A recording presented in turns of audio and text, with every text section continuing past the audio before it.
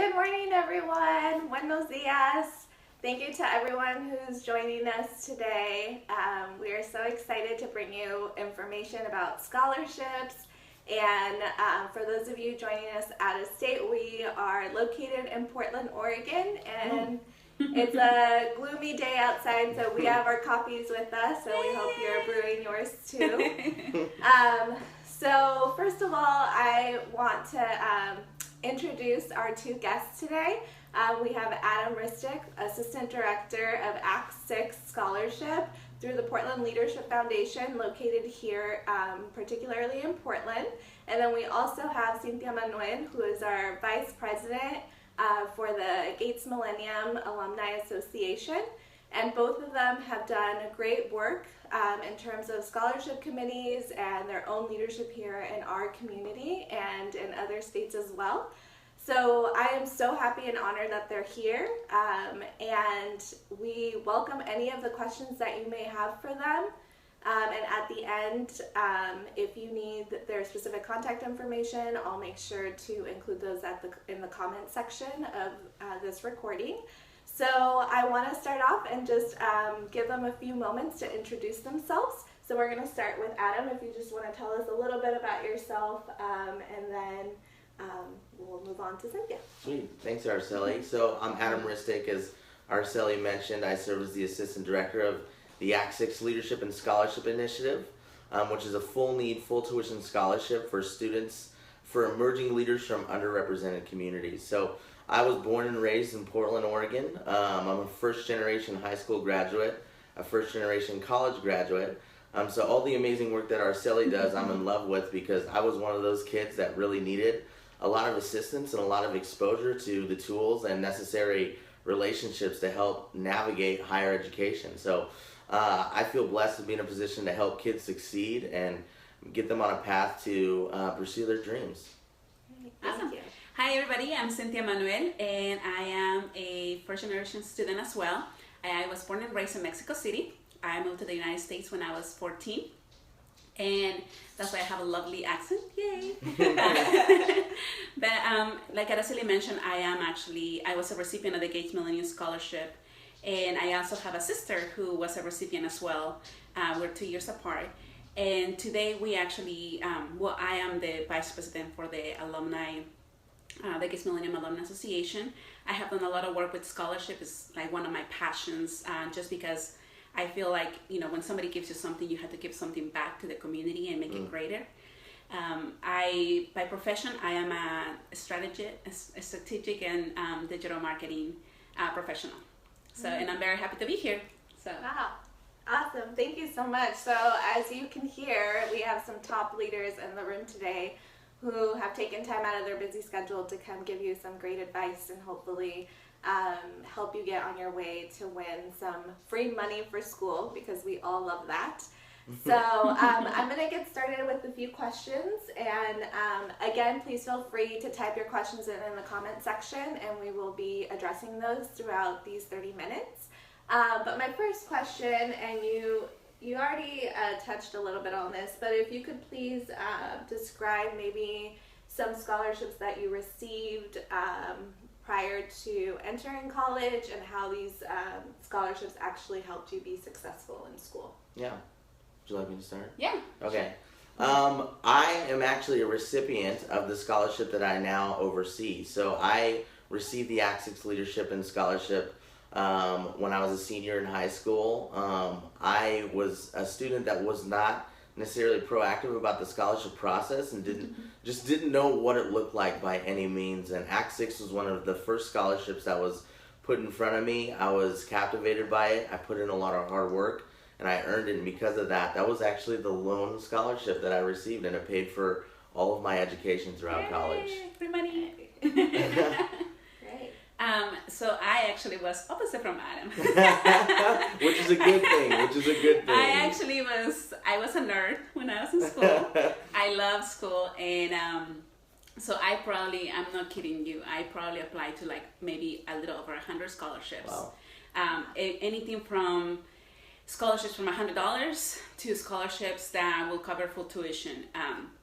And I was very, very lucky. I actually got about, I think it's between between, it's been a while since I've been out of college, so I was trying to remember, but I think it was between 10 to 15 scholarships that I got that range from $250 to $1,000. And, you know, one of the things that people kept telling me is, you know, put the effort into the small scholarships, because those add up very quickly. Yeah. Mm-hmm. And when you go to college, you realize that, you know, that college books are like $150 to $100. And so, you know, they definitely came in handy. And then the two major scholarships that I received were the Gates Millennium Scholarship, which many of you might know is a full ride scholarship to any university in the country. And I also received a Coca-Cola scholarship through my dad's work. And it was only for the kids of the employees. So that was $20,000. And that came along with a trip to Atlanta to receive the scholarship. Nice. So it was really, really neat. Wow, Yeah. that's great. I wish that you would have been my friends because I did not win any scholarships for college. So my experience was a little difficult in terms of funding education, which was partly why I do this work now, because I know that for me it was a really big struggle to get through the 4 years, especially in a private, small liberal arts college here in Portland. So when you talk about full ride, can you describe what that actually means? I know we use the terms full ride, full need. What does that mean? I'll let Adam know. He's more the Okay. expert. Well, and then I'll jump in. I'll speak to what full need, full tuition it means specifically with the scholarships that we distribute at the Portland Leadership Foundation. Full need, full tuition is heavily dependent upon your EFC. So if you are a young student right now and you want to go to college and you're applying for scholarships, you should know what that term means. And it stands for Estimated Family Contribution. So when you apply for federal aid, they're going to look through your family's tax information and decide a number on what they assume or believe your family can contribute to your college education. I was a student that got a 0 EFC. My family couldn't help with my college education at all. And because of that, my scholarship covered everything that I needed when it came to tuition, books, meal plan, housing, all those kinds of things. So full need is covering everything that you need, and that again is an umbrella that covers books, tuition, stuff like that, and tuition obviously is covered as well. So that's full need, full tuition. Full ride is a little bit different. So maybe you want to help me, because I got the scholarships, but so full ride scholarship, at least the Gates Millennium, basically offered to pay anything that was not covered by financial aid. Yeah. And anything that wasn't also covered through other scholarships that you received. So let's say that your first year in college was $40,000, and you received a package from your college of from financial aid of $20,000. So you're short $20,000 in essence. And let's say that you got another $10,000 worth of scholarships, just random scholarships that you received. So that means that you have $10,000 that you haven't accounted for. That's when the Gates Millennium Scholarship will kick in. They will give you that $10,000 that you need to basically not let you pay for anything that you basically you don't pay the $40,000 out of your pocket. And also the scholarship that I had also gave me a stipend, meaning that I got extra money on top of the cost of college and books and tuition to pay for my own personal needs. Like, for example, gas. For gas money or for food money that if I had an internship and I, went outside school and I need to go get a sandwich or anything like that, I also received money for it. And my scholarship also, I don't know if a lot of the scholarships work the same way, but when I went to study abroad, they also pay for anything. They gave me a little bit of money, let's say $1,000 or $2,000 to spend while I was studying abroad. Again, to cover for some of that costs that I didn't perceive when I was, going to school over there. Wow, that sounds incredible. That's great. Can I speak into that a little bit more? Yeah. I would just say when it comes down to it really comes down to you, the student, doing the homework and reading the fine lines of what your specific scholarship offers. And typically there's a lot of lingo that can be confusing, especially if you're a 17 or 18-year-old with a family background that hasn't navigated higher ed. And that's why it's so important just to ask questions, because FAFSA can be really confusing. And, so oftentimes with these premier large scholarships, It can be easy to assume like, oh, if I win this, that means I don't have to do financial aid. That means I don't have to apply for additional scholarships. And that's not the truth at all. On the institution side, on the scholarship side, they're going to encourage you to, again, win as many scholarships as possible. So don't do what I did as a senior in high school and just settle with one. Follow directions of the young lady right here and apply. It's really, really important. And, just a little bit, just to kind of piggyback on that, become really best friends with the financial aid office. Yes. Because as they were probably the people that I knew the best in college. And one, because my scholarship sometimes wouldn't translate correctly, especially if you have a scholarship that doesn't have an amount that's going to be given to you every year, because that's going to be different, right? Talk to them and tell them your situation and go to them, because they will be the ones who know about the grants that are coming into school, money that alums are providing to school that is given to students specifically going to those institutions. So they can be actually very helpful in helping you get more money every year. Because I think one of the things that we haven't mentioned is, some of the scholarships you only get in one time. And then some scholarships that are multiple years. So how do you, and you can get money every year you're in school through different scholarships and different grants. So don't think that, oh my God, my first year I only got 3 scholarships. Well, guess what? There are other scholarships for you. Maybe next year you get 10 different scholarships through somebody else. So keep that in mind. Yeah, wonderful. That's all great advice. For those of you who are just joining us right now, we do have Adam Ristic, Assistant Director of Act 6 Scholarship through the Portland Leadership Foundation, which is a full tuition scholarship. And then we also have Cynthia Manuel, Vice President for the Gates Millennium Alumni Association. And both of them are really great leaders in our community who do a lot of work in providing their time in scholarship committees, helping students apply for scholarships, write essays, and so they are joining us today to give you some great tips about this process as you transfer into college, or even if you're a college or grad student and you're looking for scholarships, we have them here providing some great tips. So my second question is, you've spent a lot of time in scholarship committees, and I know you've read thousands of essays, and I know that takes a lot of time. And so what advice would you give students in terms of what would you say scholarship committees are looking for in a scholarship candidate? I'll let you take this one first. Okay, so one of my favorite questions. When an evaluator, so when you write a scholarship, you're sometimes wondering like, who's going to read this, right? It's going to be the president of the school, it's going to be like, celebrity, whatever. But most of the time it's people like us. Yeah. People in the community, people who care, people who are passionate about education. And so what does that mean? It means that they're looking for people that are selling themselves the best. And it doesn't mean that, they have to be a good salesperson or anything like that. It means that I need to understand and connect with your story. I need to know who you are, what kind of person you are today, and who you aspire to be in the future. Not only that, but when I read scholarships, I'm looking for you to tell me who is your network, your people that you're connected to that are gonna help you through school. Who's your community, who's your family. For example, I am very, very, very blessed and fortunate. I have an amazing, amazing, amazing family. My parents, my sister, they have all been there for me all the time. And my scholarship essays will literally about them, about how we grew up, about our perseverance, about our struggles in life. I come from a migrant family, very proud of it. But I will tell you, I think that it was when I was writing essays and when I review essays, I appreciate those essays that are honest, that have heart in their words, because I can connect with the student. Think about it. When I'm reading your essay, that is the only thing I have to decide whether or not you should deserve the scholarship or not. Like, that's your presentation. Yep.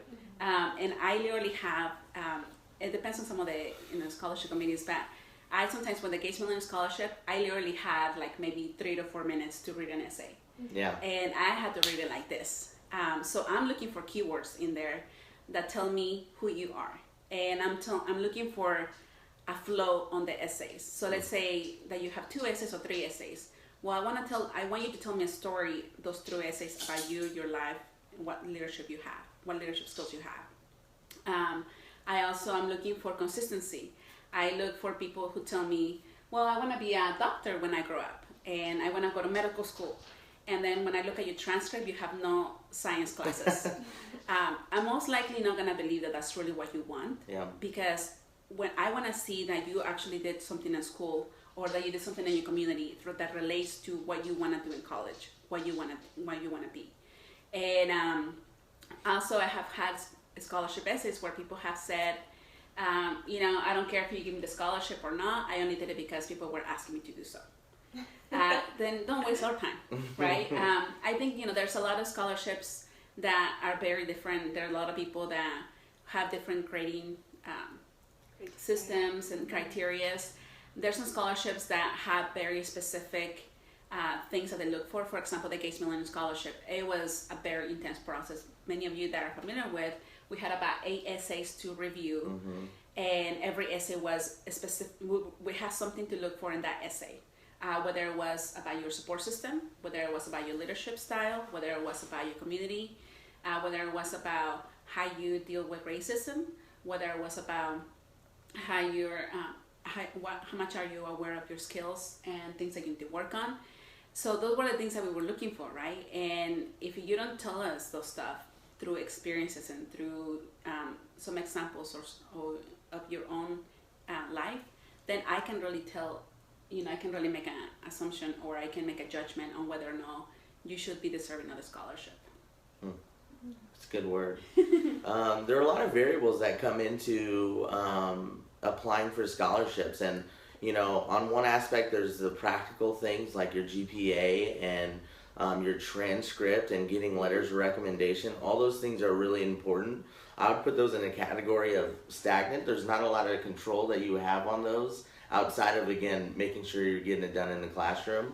But just to echo your words, when it comes to the essays, this is where you have complete control, in which you have the power to, again, sell yourself to the reader and but more importantly, give them a fair insight as to who you are, where you come from, and why you want a college education. And I know that typically students can stumble on this part because they want to articulate what they think the reading committee wants to hear or wants to see. And my number one thing, and it sounds so cliche, but I say it every year, is that we just ask you to be yourself. That's what we want to know. We want to know your heart. We want to know your passion. And you'll be surprised, but people who serve on these reading committees, they can sift through who's being authentic and who isn't fairly easy. We've read collectively in this room probably over 1,000 different essay applications. That's probably a fair number to assume. And you begin to see those consistencies. So my number one thing is when you sit down and you begin to write and you ponder these questions, is be authentic to yourself. And some of the bullet points that I came up for as to what do I look for in a candidate are, again, the ability to articulate your story. So important. What does that look like tangibly? Seek guidance, ask for help, go to writing workshops, get a real sense of what it means to, understand your story, but be able to write it down. There's something about that. If you write your essays the night before an application is due, it's not going to be the best it can be. You need to be proactive in that process. Authenticity, which we've talked about. Critical thinking, right? So what does it mean to go to the next level? It's important to understand where your family comes from, but what does that mean for you? How can you break that down? How does that expand, not just within your family, but for your community and beyond? Vision is so clear. I would say, a lot scholarships across the board are going to ask for different things, but I think a common thread is leadership. They want to fund students that have a clear vision for what they want to do with their education. It's important to not just look at the next 4 years of college education, but be able to articulate where do you see yourself 10 years from now? If there's a specific major that you're interested or passion that you have, can you expand that? Readers want to see that are on scholarship committees. Last piece I would say is vulnerability. You have to be willing to share both your victories and shortcomings. Very important things. The other piece that I would say is it's important to then articulate how you've learned from both of those experiences. Very often I'll see students that will share again, how they succeeded or really hardships that they went through. And I think it's equally as important to share how you overcame those and what you learned from those experiences as well. Mm-hmm. Yeah, and I would just add, in terms of getting some help with reviewing your story, I think that's very important for you to get feedback from other people, and to make sure that you're getting the right feedback with your grammar and all those technical aspects of your essay. With that said, I also think it's really important to maintain the integrity of your voice. And so oftentimes when you do ask for feedback, or you have a professor or a teacher or a peer look at it, sometimes your voice gets lost, and the scholarship committee can really tell if this was edited by your parent or your teacher. And so for me, it's really important that part of your self-advocacy is to make sure that that integrity remains in your story, and to maintain your voice. So we have just about 10 minutes left, and so I want to ask you all to please share one piece of advice that you wish you would have received in college that you would like to now give our viewers. And okay, so I think so mine is actually not related to scholarships. But my piece of advice would be to stay true to yourself. Yeah. I'm from Portland, from Oregon, and when I went to college, I went to a school that didn't really have many minorities, and I had come from a high school that did. So for me, it was culture shock, and I actually had a little bit of cultural crisis, trying to identify who I really was. It went from anything from, do I want to be, am I proud of who my parents are, to how I want people to call me, whether it's Cynthia or Cindy, right? And I went through a lot of personal assessment of, where I was from, who I really wanted to be, what my values were, who my family was, who my friends were that I was surrounded with. And it took me a while to identify who that person was. But throughout that process, I learned so much. I made so many great friendships. I learned about myself a lot more, my heritage, and I learned about how to appreciate what my parents have done for me, and I also appreciate what the community had done for me and for my family to help us be successful. And how I define success is by being able to wake up every morning and be grateful that I'm alive, and be grateful that I have my family with me and my friends, and that I can smile. So that would be my advice for you. Thank you. Cynthia's so right. You gotta stay true to yourself, and I would just layer that and say, if you're a first generation student and you're going to be the first one in your family to go to college, or maybe you have siblings that have done it in front of you, the honest truth is that it's not an easy thing to break those barriers, and you're going to wrestle with a lot of the themes that Cynthia has mentioned. And what is more important, education or family, and time again you're going to run into that, whether you're a freshman in college all the way up to a senior.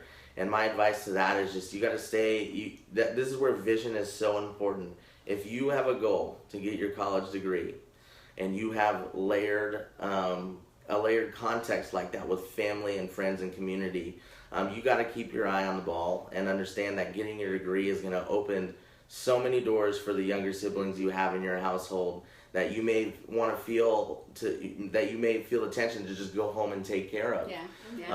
And in those moments, those are real, and those are going to happen, and you're going to want to run home, and you're going to want to take care of your little brother, your little sister, or help pay the bills at home. And there is a way to navigate those things, but you have to invite people into your network to allow you to support you in those processes.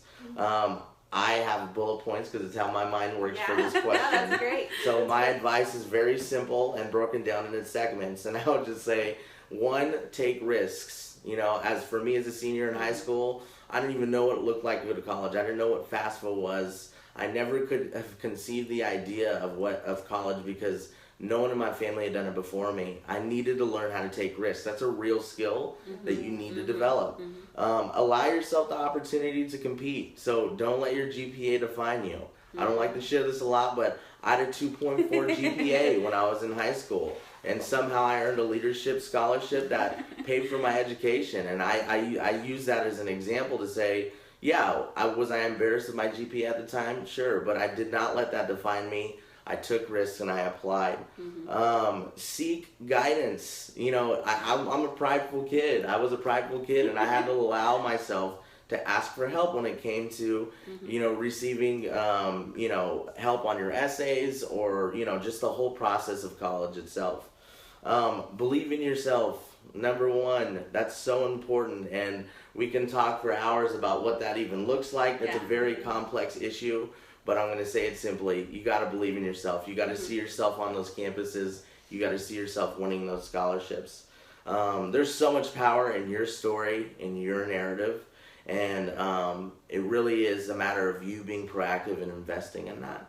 Yeah, absolutely. That's great advice. I would add two things. First of all, that you do belong in institutions of higher ed. You do. And sometimes it feels like you don't, and there's going to be a lot of situations that are going to be counterproductive to that thought, but it is important to be there and to make sure that you have a network and a support system who can make sure to listen to you, make sure that you continue to recharge, because your degree is not just your degree, it's the whole community's. And I think it's really important that we remember that constantly, that you getting that bachelor's or that graduate degree is really going to not only help yourself, but it's going to help the rest of the people that surround you and support you and love you. Absolutely. And then piggybacking with Adam about the story piece, I think it's really important to share your story. And I think oftentimes growing up,